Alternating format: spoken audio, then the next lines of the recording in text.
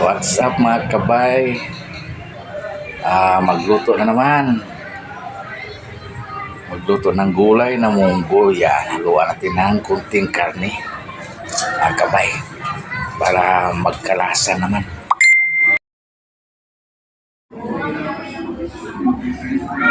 Yan, simulan natin pagluto mga kabay. Malinis na ito. Yung karneng baboy. Ito yung ihalo natin sa munggo para pandagdag lasa naman doon sa munggo nga gulay mga kabay. Naka-slice na mga kabay yung ating mga ricado. Yan, no? Para masimulan natin ang pagluto mga kabay. Yan. Okay, umpisahan na ang pagluto. Maglagay na tayo ng mga ricado mga kabay. Tamang-tama, malambot yung munggo natin.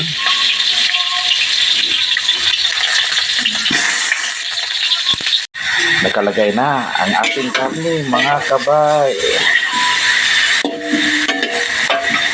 Lagyan natin ng tuyo mga kabay at saka suka.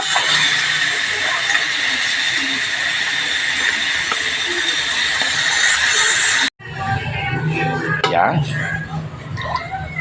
Nakasalang na yung ating munggo at saka nilagyan na din ng tubig o sabaw mga kabay.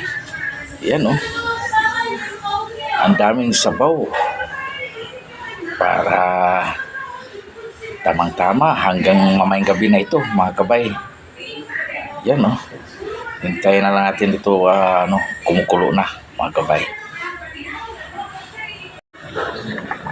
Kumukulo na. Timplahan natin ito mamaya mga kabay. Yan, mabilis lang ito maluto. Yan, pag maluto ito, tikman natin agad mga kabay. Yan, no?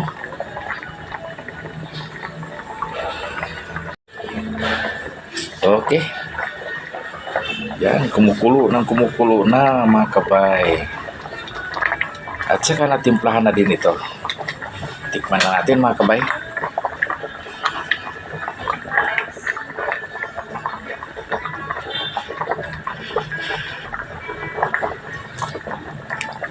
Okay. Yan. Malapit na itong maluto. Malapit natin hainin ito mga kabay. Ang ating gulay na munggo. Yan. Ang daming sabaw. Yan. Matikman na talaga natin ito mga kabay. Luto na yung ating gulay. Gulay na munggo. Yan, napaka-healthy na ulam mga kabay.